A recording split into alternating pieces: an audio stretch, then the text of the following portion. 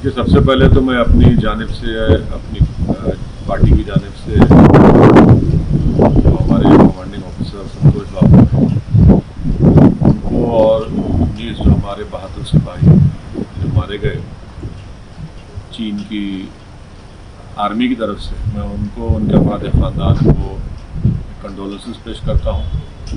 और हमारे मुल्क भारत ने अपने बहादुर सिपाहियों को और एक कमांडिंग ऑफिसर को खोया है, तो मेरी तमाम उनसे हमदर्दी है और हम दुआ करते हैं कि उनको ऐसे मुश्किल वक्त में उनको परवरदिगार सब्र दे, क्योंकि उन्होंने किसी ने अपने बेटे को खोया, किसी ने अपने हस्बैंड को, किसी ने अपनी औलाद को खोया है।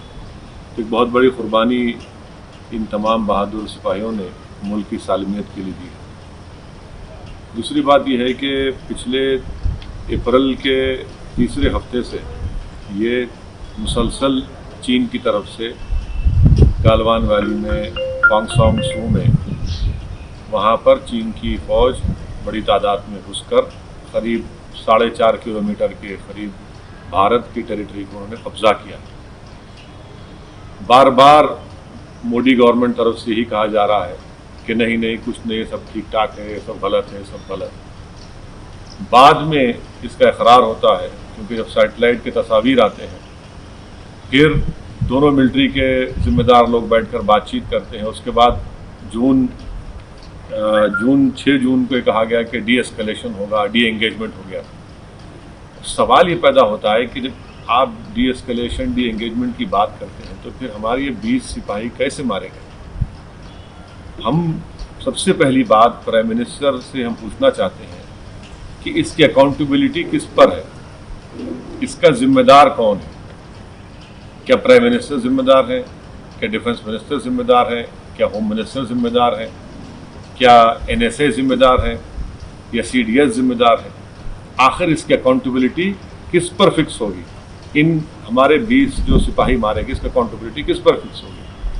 दूसरा ये कि इनकी जो जानें जा चुकी है, यकीनन इसका हुकूमत की तरफ से एक जवाब देना चाहिए, जिसको कहें कि एवेंज करना चाहिए। और उसका बेहतरीन तरीक़ा ये है कि चीन को हम हमारी टेरिटरी से उनको हटाएं। जो टेरिटरी उन्होंने भारत की टेरिटरी थी, उस पर कब्जा करके बैठे, वरना इन तमाम सिपाहियों की जान जो गई है वो रायगा चले जाएगी। अगर इनकी जान को जो चली गई है रायगा नहीं जाने देना चाहिए। इनकी जान की अगर अहमियत है तो हम वज़ीर आज़म, प्राइम मिनिस्टर से, मोदी से इस बात का मुतालबा करते हैं कि आप चीन को हटाइए हमारी ज़मीन से, आप अकाउंटेबिलिटी फिक्स करिए। ये सबसे अहम बात है। तीसरी बात यह है कि प्राइम मिनिस्टर को बताना चाहिए देश को, क्योंकि देश में आज हमारे इन 20 सिपाहियों की मौत के बाद बहुत गम और गुस्सा है। देश ये जानना चाह रहा है कि चीन ने आखिर कितनी हमारी ज़मीन पर कब्जा किया है। बताती क्यों नहीं सरकार ये? भाई डी एस्केलेशन, डी एंगेजमेंट हो रहा है, तो फिर आप कितनी ज़मीन पर चीन ने कब्जा किया? चीन ने तो अपने इलाके में आर्टिलरी भी लगा दिए हैं। इसका क्या मतलब है? बंकर्स बना रहा है जहां पर कब्जा किया है उसने। तो प्राइम मिनिस्टर को ये बताना चाहिए कि चीन ने हमारी कितनी ज़मीन पर अंदर घुसकर कब्जा किया है। ये बहुत अहम है, इसलिए कि ये पहली मर्तबा चीन इतनी बड़ी तादाद में अपनी फ़ौज के साथ भारत के इलाकों में घुसा है। करीब 40 साल के बाद बगैर गोली चले हमारे सिपाहियों को मार मार कर इनकी जान ले ली गई है। तो प्रधानमंत्री को बताना पड़ेगा। कैजुअलिटी उधर भी हुई है सर। अब भाई अगर उधर हुई है तो फिर आप बता दीजिए ना। अगर कैजुअलिटी हुई, कैजुअलिटी का होने का मतलब ये तो नहीं है कि हमारी ज़मीन से छोड़ के चले गए। हमारी ज़मीन पर आज भी वो लोग कब्जा करके बैठे हैं। 4.5 किलोमीटर अंदर भारत की टेरिटरी में चीन की फ़ौज बैठी हुई है। गालवान में जो भारत का इलाका है, हद तो ये हो गई कि कैसे ये सरकार इस बात पर राजी हुई कि जब 2 आर्मी के कमांडर्स की मीटिंग हुई तो भारत की टेरिटरी पर चीन कैंप लगाता है और वहां जाकर हम बात करते हैं। तो ये तो बहुत ही सदमे की बात है, तकलीफदेह बात है। इसलिए उम्मीद करते हैं कि प्राइम मिनिस्टर इन तमाम चीज़ों का जवाब देंगे। आपको लगता है कि ये सरकार का फेलियर है, ये डिप्लोमेटिक फेलियर है, स्ट्रेटेजिक फेलियर है? यकीनन इनकी जिम्मेदारी है ना। जब आपको तमाम रिपोर्ट्स मिल रही थी कि चीन की आर्मी गलवान में, पोंगसोंग सू में, हमारा इलाका है, वहां पर ये लोग दाखिल हो रहे हैं, हमारी टेरिटरी पर आ रहे हैं, तो फिर जिम्मेदारी किसकी है? फिर ये क्यों इतनी खामोशी है? वजीर प्राइम मिनिस्टर कहते हैं कि हम खामोश नहीं बैठेंगे प्रोवोक अगर करेंगे। सर वो तो हमारे 20 लोगों की जान ले चुके हैं, हमारी भारत की टेरिटरी पर कब्जा कर चुके हैं। सरकार इसके बारे में क्या करने वाली है? और ये भी बताना चाहिए मोदी सरकार को कि क्या चीन की पास हमारे अभी कोई फौजी हैं उनके कब्जे में? उसका नंबर बताएं। वे बताते क्यों नहीं देश को? आप कब तक छुपाएंगे? आप लोग छुपा छुपा के तो आज ये नौबत आ गई कि आज हमारे 20 सिपाहियों की मौत होगी। सर ये भी कहा जा रहा है कि ऐसे समय पे सरकार के साथ खड़े होने की जरूरत है, और आप जैसे सियासतदान नींद में निकाल रहे हैं। बिल्कुल नहीं, मैं तो आज भी सरकार के साथ खड़ा हूं। मैं तो सरकार से ये पूछ रहा हूं कि हमारी कितनी जमीन पर चीन ने कब्जा किया।